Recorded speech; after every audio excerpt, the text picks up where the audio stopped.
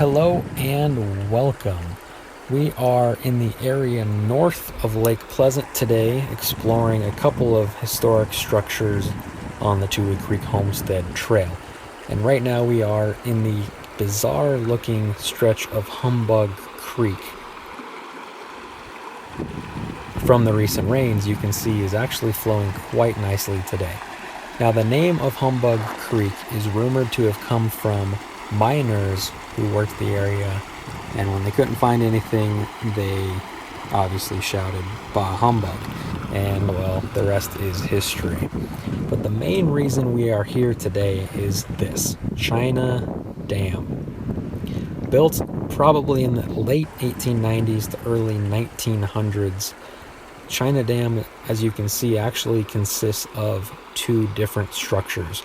Now, the first of which is the less impressive Upper China Dam, which is on the western banks of Humbug Creek. And it has actually received so much sediment flowing downstream, it is built up behind the dam, and you are able to park on top of it and walk around the area behind the dam.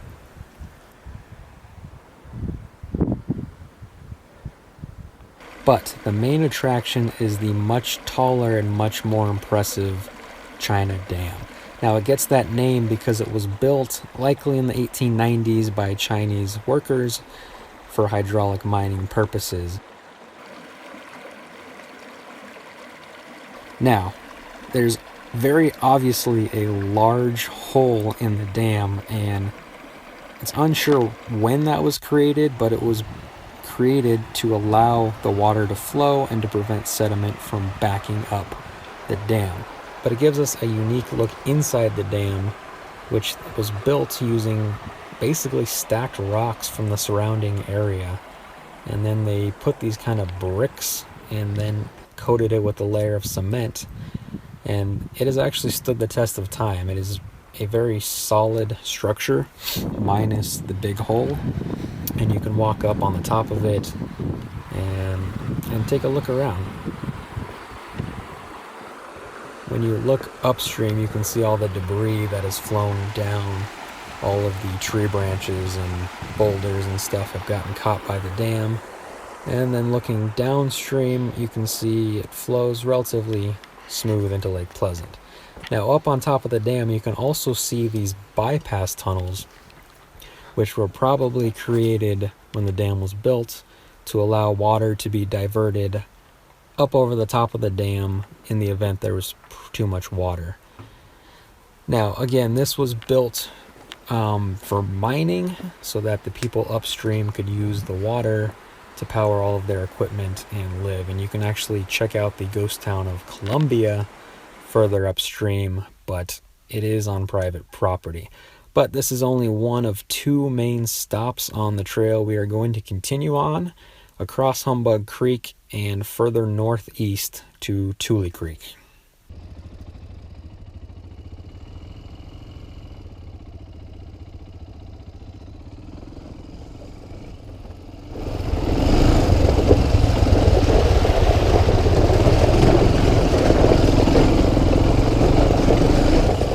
Now, Tule Creek Trail ends here at a permanently locked gate at the Tule Creek Riparian Management Area. And you can park your vehicle here and take a short walk up the footpath to reveal the historic Tule Creek Homestead. Now, again, not a lot of information is published on the area, but we do know from a source that a Mr. Johnson lived and worked here at one point on the banks of Tule Creek. Now, the main cabin that is left behind today, structurally speaking, is in pretty good shape. Granted, there's a lot of trash and debris inside of the cabin and whatnot, but you can walk around and check it out.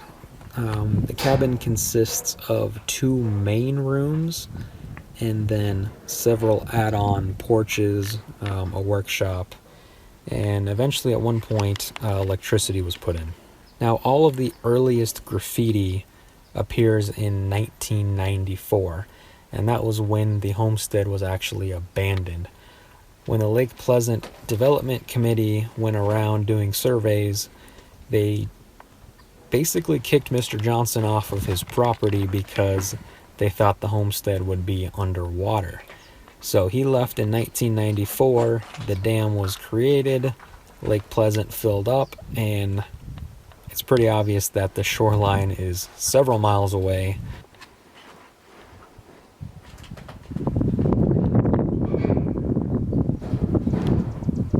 Now in the workshop area on the north side of the house, a crumbling wall has revealed a unique design technique that was used when building this cabin.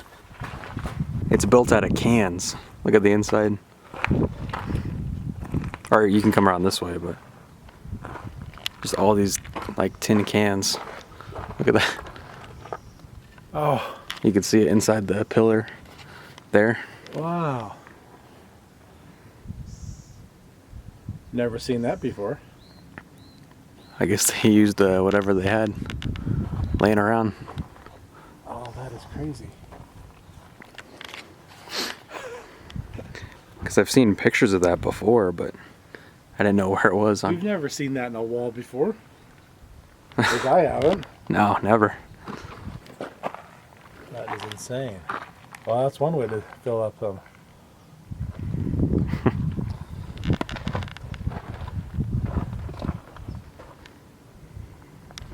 So just in the area north of the cabin is where all of Johnson's properties and mining claims laid. Working up the canyon, there are several different types of claims. He was primarily after gold, silver, copper, lead, and zinc.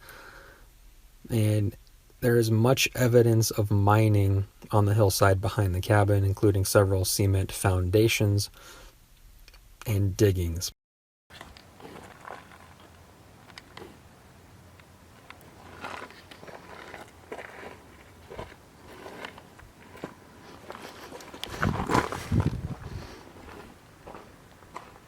So if you are in the Lake Pleasant area and want to check out a few historic mining structures, definitely check this trail out.